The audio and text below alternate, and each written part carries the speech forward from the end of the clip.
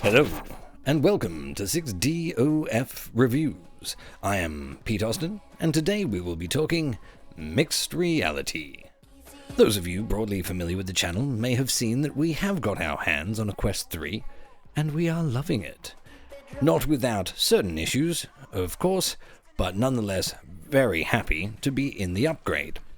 One of the biggest elements of the upgrade is, of course, the advent of mixed reality in standalone headsets. We have been playing with it a little bit, and as you may have noticed from my previous impressions video, I can't help but wonder if it's a bit of a gimmick. So what I thought I might do today is pick 5 or 6 games that utilize the mixed reality function, some existing games that you may have played already that have introduced a mixed reality mode, and at least one game which is dedicated to mixed reality in the first place. So without further ado, let's have a little chat about mixed reality. First off the mark, I thought I would start with a title created specifically for mixed reality, and that is Trackcraft. Trackcraft is, quite frankly, very, very fun. It is a game that I can see working very well in mixed reality and actually utilizing your personal environment, your real-world environment, as opposed to just having it as an overlay. The game, as it stands, is a free demo available on AppLab. It is not yet the complete purchasable version, but what is there, I strongly recommend you try. It's really fantastic. So the idea, there are 2 modes. You can either play existing tracks that somebody else has made and race your car up and down and around the world, repositioning these tracks within your real-life environment, or my personal preferred way of playing is to build your own tracks around your environment. Now, this is where I felt that the game really shined.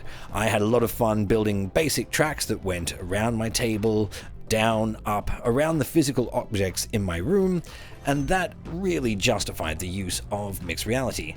You can then drive the car around a little bit. The handling I found quite difficult, it's very, very sensitive, but this is not intended to be a review of the game itself, more of the mixed reality implementation, and I think it's really good. It's really, really fun, and I can see myself spending a lot of time, particularly with my kids, but even without my kids, just building tracks that go around my living space.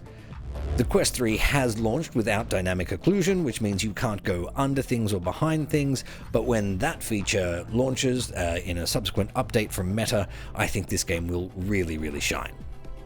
Next, I thought I'd talk about a perennial favorite on the Quest library, 11 Table Tennis. Now, 11 Table Tennis is a fantastic game. Does it need mixed reality? No, I don't think it does. Is it somewhat enhanced by mixed reality? Yeah, sure. Why not? So the whole thing is, it is a table tennis game that you can play against friends or you can play against an AI bot, and the physics in it are tremendous, and as a table tennis game, it really is sort of best in class. I think it's absolutely fantastic. In terms of bringing it into your real-life environment, I guess it's kind of cool. I put it in my kitchen, as you might see here, and that was okay. But it's really going to depend, I think, on the type of space that you have. I think if you're one of those people who have a large house, you've got a big rumpus area, and you can put it in an unobstructed area and have virtual friends over, that sounds like it would be a good time all around.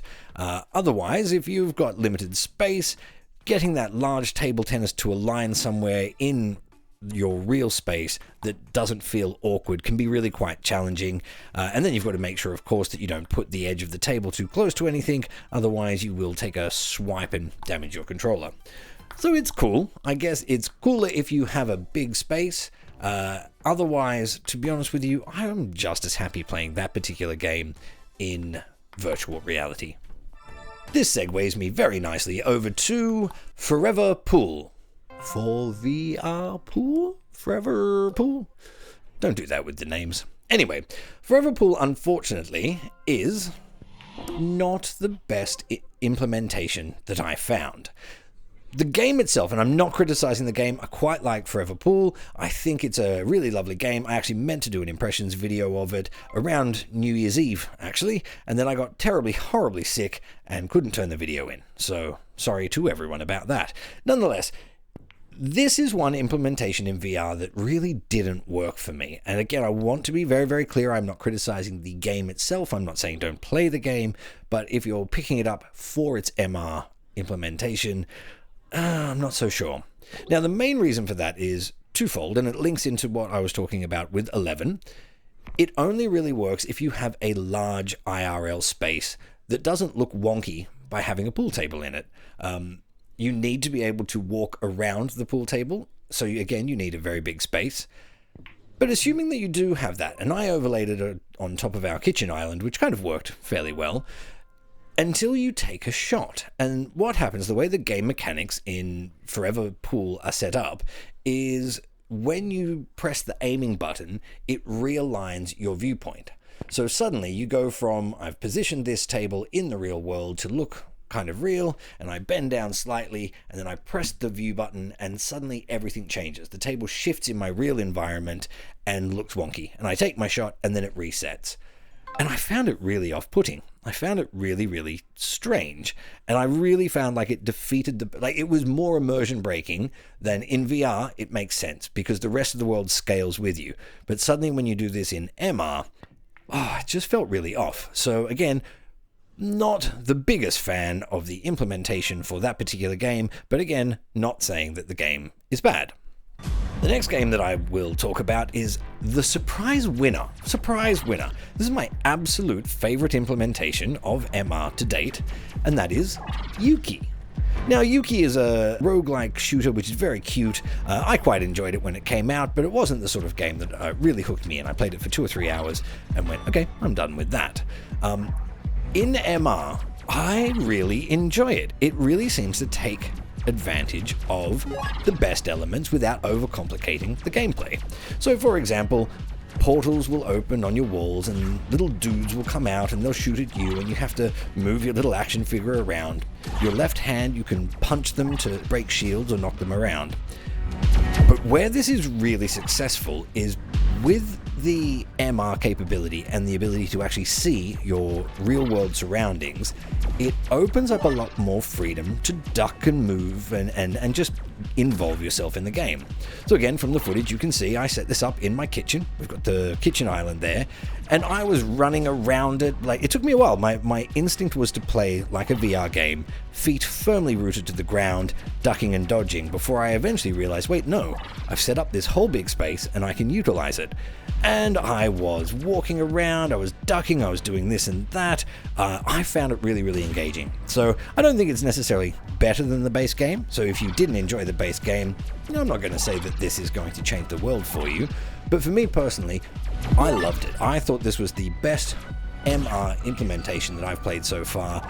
It really encouraged me to engage with my real world space. And I think that's what it's all about. So good job. That one was fun.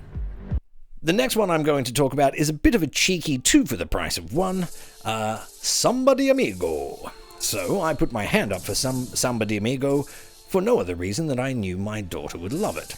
So I am supposed to be doing a first impressions, we'll do in first impressions, but generally speaking what I will say is if you like rhythm games, I'm a bit bored of rhythm games, if you like rhythm games, this is actually a pretty good one.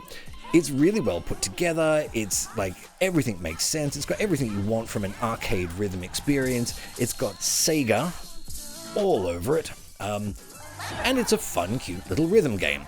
The way that my daughter plays it, I swear if the developers could see her play it, they would be so happy. It's exactly what I imagine you would expect or you would hope that a person might play. She goes so hard in Samba Di Amigo that you would be forgiven for thinking that I had just given my 9-year-old a couple of Mitsubishis. I didn't. I never would. That's irresponsible. So anyway, the MR integration on Samba Di Amigo is pretty cool. It goes into your real world, but what it does do is replaces the floor so that you get a little bit of an overlay of virtual on top of real. And as the level progresses, it sequences through different things. So you will be enveloped back into the virtual world, and then you will come back into the mixed reality, and then suddenly things will like poke in from the sky. It's a very creative way of integrating that format of game where effectively you're just standing there while things come towards you, but it makes that environment dynamic and it justifies its presence not just by simply existing, but by being something that changes and moves as the game plays. Now, for additional credit, I've also had a quick game of Synth Riders. Now, Synth Riders is a fantastic game. There's no bad times to be had while you play Synth Riders. The MR implementation I felt was a bit basic. It's kind of cool, but the thing with Synth Riders is their VR environments are so good. Everything that they've done to create their VR game is just so amazing that the idea of playing a version of that game with a portal in my kitchen, you know what? I spend a lot of time in my kitchen. Sometimes it gets a bit dull. Sometimes I play VR because I want less dull. I felt like it didn't enhance the gameplay, and it didn't take anything away from it, but it really did make me think this is better. This game is better in virtual reality. I want to play it there. Smash Drums is another one that is quite good. Again, brilliant game. I love that game. That game is a really, really good game. Did I really feel that the MR implementation of Smash Drums changed the way I wanted to play the game? Did it add something so different that I was like, guys, wait. I know you think you've played Smash Drums, but no, you've got to try it like this. No, it didn't do that. It didn't do that at all. But again, it didn't take anything away from it, and you should own Smash Drums if you don't already. That's a strong takeaway from this. MR, no MR, play some drums, smash style. And finally, let's talk about BAM. BAM is another game which is made entirely for MR and is one of the launch titles coming out with the Quest 3. It is a little brawler Smash Brothers style game where you're a little robot and you potter about a multi-tiered level, jumping and punching and trying to knock your opponents out of the ring. And it is okay. The MR element of it is, quite frankly, the only thing that makes me want to play it. It was the first MR game that I downloaded because the trailer looked really cool, and I put it in my lounge room or in my spare room or in my kitchen or in my wherever, and I was happy. It was neat. I was like, yay, look at this. And then I played the game and, it's okay. It's got the depth of gameplay that one might expect from a game you play on the toilet. If it was a mobile game on my phone, I would probably spend lots of time mid-poop, post-poop, pre-poop playing this game. But is it a reason that I would want to put on my headset and get into MR? Not so much. Is it, however, a really great demo game? Simple controls, easy, everybody understands how to play it. I will say it's a good thing everybody would understand how to play it because there is no tutorial to speak of. I turned the game on and just kind of went, oh, I guess I'll just work it out then, shall I? So yeah, it is a decent spend of £11 if you want to have something really accessible to show friends when they come around. Now, personally, I think if I had someone come around and I said, hey, I'm going to show you something really cool, it's called mixed reality. Probably YUKI would be the one that I would boot up, but BAM has a similar use case, I guess. Other than that, to be honest with you, I can't really recommend it from a, wow, look at this interaction with my real-world space, or wow, look at this in-depth gameplay that keeps drawing me back and back again. BAM is a novelty, and that is probably what you should know about it going in. And that's all I have for you for today in terms of my first impressions of a few mixed reality games. As mixed reality concepts start to come through, they are very popular, they are very intriguing, and I will no doubt try them again and again. Do I think that the MR capabilities of the Quest 3 are a reason for you to upgrade to said Quest 3? No, I don't. I don't think that they are good enough to justify spending the money. But do I think that they are really cool if you've upgraded anyway, and worth a little bit of a play with? Yeah, I do. Do I think you should get TrackCraft? Yes, I do. If you own YUKI, do I definitely think you should jump back in and try the MR implementation there? Yes, I do. The rest of it, if you fancy it, if you've got the time, why not? It's not bad, it's just not woo, if you get my meaning. If you've enjoyed this video and would like to stay up to date with all the news, reviews, and once or twice we've done an interview, click the subscribe button now.